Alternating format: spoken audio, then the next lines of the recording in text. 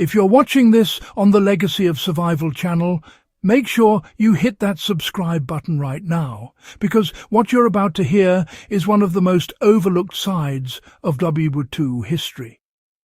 Everyone talks about battles, leaders and machines, but very few take the time to understand how ordinary civilians managed to eat, endure and adapt when the world around them collapsed. For the next minute, I want to pull you into that world, not with drama, but with the hard, documented realities of how families used creativity, discipline and sheer will to provide food even in the darkest seasons. These weren't gimmicks. These weren't lucky breaks. These were systems, built from tradition, necessity and a razor-sharp understanding of the environment. And the best part? Many of their methods still work today. Whether you're a historian, a preparedness enthusiast, or someone fascinated by human resilience, keep watching, because every technique we're about to cover was proven in real wartime conditions, not theory. Once again, subscribe and stay with me as we step into 7 little-known Sarud strategies that kept civilians fed long after shelves emptied and supply lines broke. The first trick was mastering long-term root crop storage using underground temperature control. Across Europe, from Poland to the British countryside, families leaned heavily on root cellars. But the genius wasn't the storage itself. It was how precisely they managed temperature and airflow. Civilians learned to layer sand, soil and straw to maintain a steady humidity level that vegetables required. Carrots stayed crisp for months, beets stayed firm, and potatoes avoided sprouting because the underground chambers rarely shifted more than a few degrees. The principle still applies today. If someone wants a modern version, they can build a small earthworm storage pit lined with wooden slats using passive ventilation pipes to let cold air enter low and warm air escape high. By rotating vegetables according to spoilage speed, they used every harvest to its fullest extent.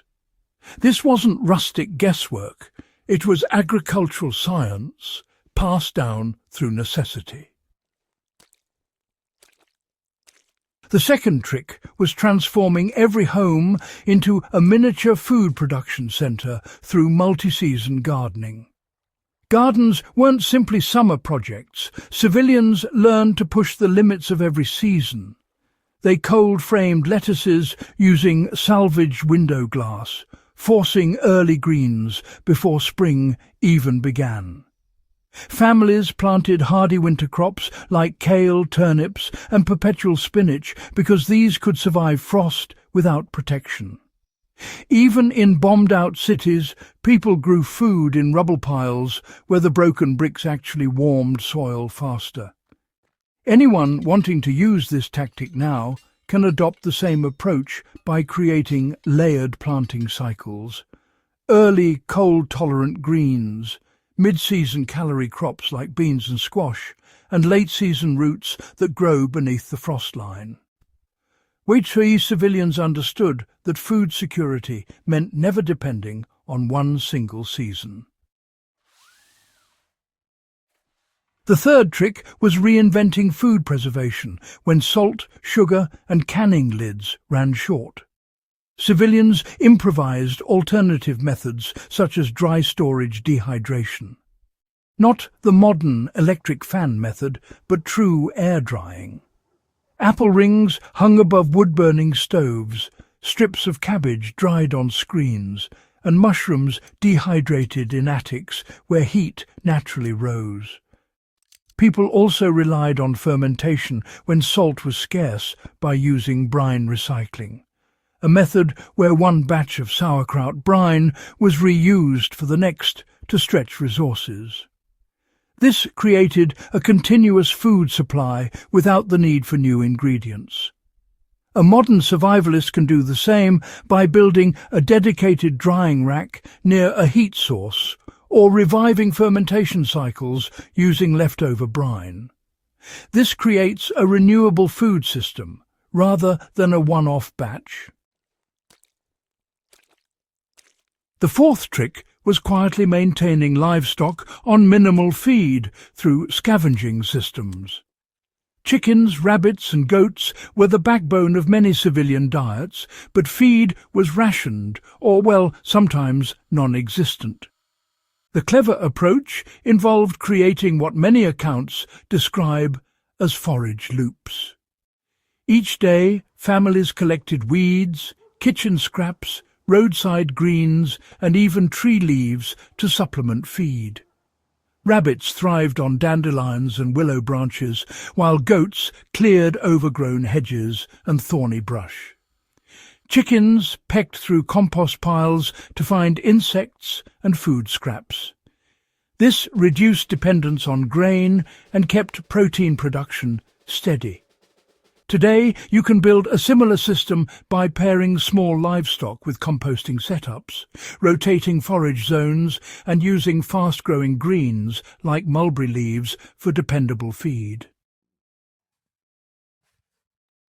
The fifth trick was using community food-sharing networks long before the term mutual aid existed.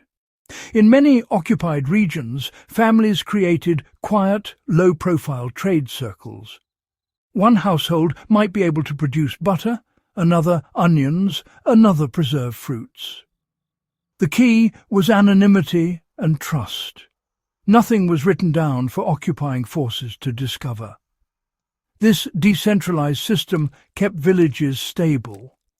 To apply this strategy now, a preparedness-minded individual can build small sharing relationships within a neighborhood, trading eggs for herbs or firewood for honey. It reinforces resilience by distributing risk, which is exactly what WWII communities understood intuitively.